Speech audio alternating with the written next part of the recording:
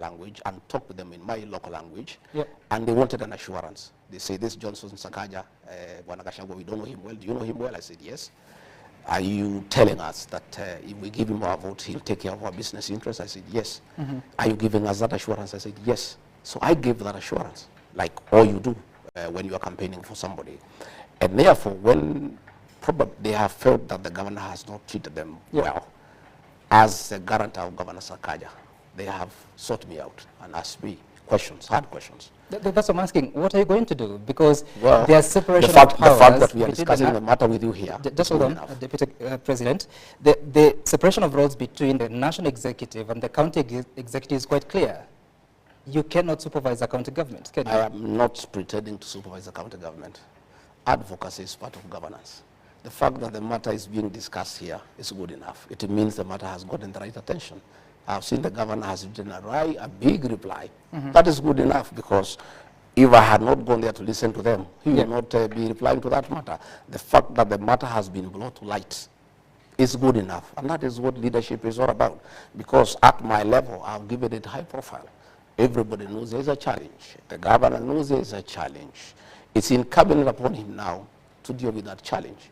But I have undertaken, my rightful role as guarantor to Governor Sakaja to those people by going there and give them an ear and listening to them.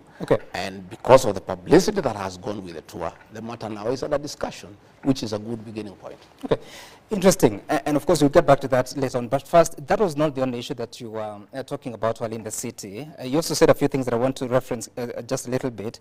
Mimi siwezi kubali mambo ya uongo, ndio kwa maana wananipiga vita. Kama mko na shida na mimi, kujeni munishtaki kwa wananchi. Who are you talking about? Some you know what is happening, and I had hoped probably before we get into that discussion, we'll discuss matters to do with what I do. And no, we'll get there. We're just coming from the matters arising from the events that you had in the city today. What I am saying is that it is everybody's knowledge that I'm a truthful person. And many people are uncomfortable with that truth. When I raised that matter of Wakulima market, I was called all sorts of names, including being called a tribalist. Given the fact that majority of the people in that market come from my community, matter beyond my control. And it was assumed that I'm talking because probably they come from my community. Far from it. In that market, there are traders from all communities. And when I bring these matters to light, many people have a problem with me. And the fact that I insist all the time that we honor pre-election pledges. There are things that we promise the people. We went there with Governor Sakaja and promised the people of that market that under our administration, their business can only flourish. It cannot become worse. We agreed that our administration will never oversee demolitions and evictions. Those traders were being evicted there about 10 years ago in a very brutal manner. And I talked about it. And many people are uncomfortable with that. And what I'm saying is that anybody who has a problem with my conduct, you go and report me to my employer. My employer are the people of Kenya. These are the people who employed me. Go to them and say, well, regarding Gachagua, Deputy President is becoming a nuisance. He's complaining that you people are being harassed. We want to report him to you and ask him to shut up. And he shouldn't keep on bickering and saying that you people are being mistreated. That's what I was saying. Those are my employers. You go and report me to them. You said that the people that trade in Wakulima market are not necessarily from one community. But then again, in some of those instances, you spoke in your mother tongue, yes, Kikuyu. I did. And some are using that to say that you're being a tribal leader. I did. I spoke in my mother tongue. When I looked for votes for Governor Sakaja, I spoke in mother tongue. He didn't have a complaint. He was quite happy. He was all smiles. You see, some communication is not what you say, it's being understood. You talk to a people, to a language that they understand better. When I was looking for votes for President William Ruto, for Governor Sakaja, in meetings where the majority are people from my community, I spoke in my mother tongue. I don't know why people are having a problem now that elections have been won. When I speak to people in the language I used to speak to them when we were looking for votes. what was good then is still good today. But that time you were not deputy president. Now you are a national office. The But president, that does not... just hold on. The president is a symbol of authority. I mean, a symbol of unity in the country. You are the deputy president, principal assistant. Maybe would be held to the same standard. Does it not bother your conscience? Not at all, because the fact that I'm deputy president does not diminish my heritage and where I come from and my language. My language still remains intact. And Sam, let me tell you, communication is about being understood. It doesn't matter what language you speak. You speak the language that people understand. Even if more than 40 communities of the Republic do not understand what you say. But they were not in that meeting. But they're hearing you. But the people you are addressing, we were addressing specific issues in Wakulima market. Those issues are specific to those people. You talk to them the language that they understand most, so that you agree. You've just told me that the Wakulima market is not just the Kikuyu community. There are other communities that trade there. I spoke 70% in Swahili. Yeah. And 30% I spoke in Kikuyu, because the majority asked me to speak in Kikuyu. We have some mothers there who don't understand Kiswahili properly. We have some old men who have lived there in that market who have not lived in that market for a long time. And they told me, our son, we want to hear, what are you telling us? What assurance are you giving us? And when I went there, Sam, I talked to them in my mother tongue for them to vote for Governor Sakaja. It cannot be when they are crying, when they are complaining. I cannot talk the same language. Okay. I talked to them when I was appealing to them to vote for him. You said, wale wanaopanga hii upuzi wasiharibu hii Kenya. Hii Kenya imekuwa na matatizo mengi, wakijaribu hiyo maneno, Wakenya hawatakubali. What is being organized? Nini inapangwa? You know, there are many schemes that are going on every day. You have seen meetings. You have seen meetings of trying to divide the people of Mount Kenya region. You have seen meetings of undermining the deputy president. You have seen people being caught and being offered money to impeach the deputy president, to remove him from office, and all that nonsense that is going on. And I was saying, you see, some I'm elected by the people. And I asked the people directly whether they have a problem with my leadership. And they said they don't have. I drew my mandate directly from the people. And what I was saying, anybody who has a problem with my leadership, anybody who has a problem with my conduct, has every business to talk to my employer, the people of Kenya. Okay. Those are the people who make decisions over my conduct. Those are the people who can appraise my performance. Those are the people who can give an opinion as to what they think I'm doing, whether it's right or wrong. Okay, you're saying that people have been offered money to remove you from office. How so?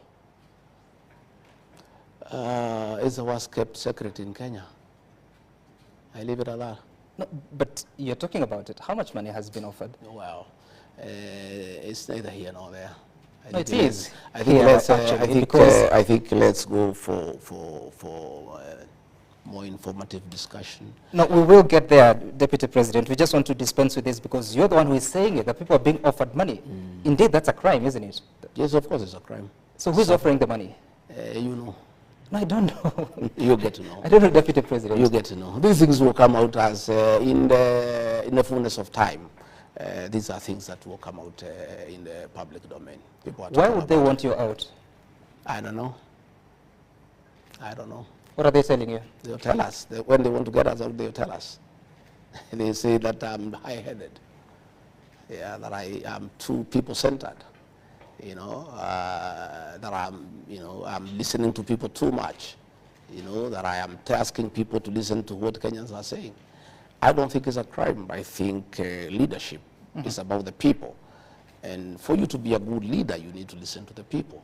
And I keep on listening to the people myself. And I keep on asking leaders, my fellow leaders, to listen to the people. And I'll continue listening to the people. And that's what I was doing today. And I'm wiser this evening than I was in the morning when I left here. I've known many things. I am well informed. Because you must listen to your employer, because it's important that you listen to your employer. You're saying that people who have a problem with you should consult the people. In what forum? I mean, where is that in the Constitution? Consulting the people about leadership. So that they can take action against you. I mean, where do you place that in the Constitution? I'm talking about leadership. I'm saying before you take any decision on any issue, on matters governance, on matters leadership, it's important that you listen to what the people are saying all the time, and that's what I do myself. I don't, even the Constitution, 2010 Constitution, gives public participation as an integral part of our governance structure.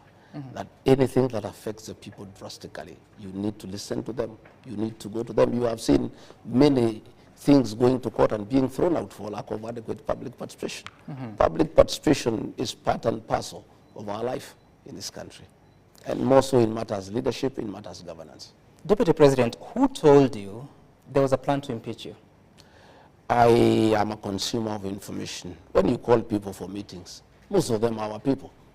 When you coerce them, you intimidate them, you offer them bribes, they come and report to us. And, what people must know is that people have loyalties.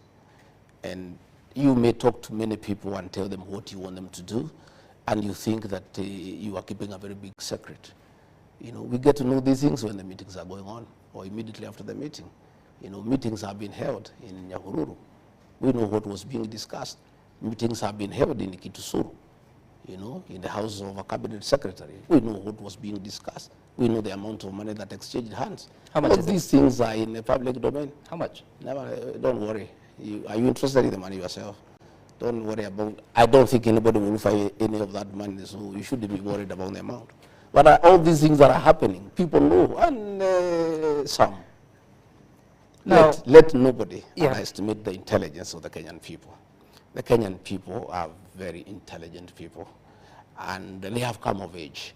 And as I listen to people today, even when I was going to explain to them what is happening, they say, no, don't even bother. We know. Deputy President, the interesting bit is that you're revealing information, but halfway. You've just now revealed there's a cabinet secretary who hosted a meeting in Kitisuru. Who hosted the other meetings? Who organized them? Some have told you. You have seen the meetings yourself. I've just told you what was being discussed inside those meetings. I'm giving you info on what was going on. You are aware of the meetings. The only meeting I know about is of the members of parliament that came out and said that their leader is now... That was not the real issue. No, the real issue is what I'm telling you about. In that meeting it was discussed that they were going to be... The one that was held the whole night in Nyahururu. The whole night, that was what came out is not the real issue. The one of dividing the mountain into two, the one of looking for another leader, that was not the issue. The issue is how you can force our deputy president out of office. That was the issue. It was the real issue that was being discussed in that meeting. And people know, and they reported to us, many people, most of them were coerced into that meeting. They were intimidated in that meeting. In fact, in the photograph, there were only 28. There were 35. And 7 of them ran away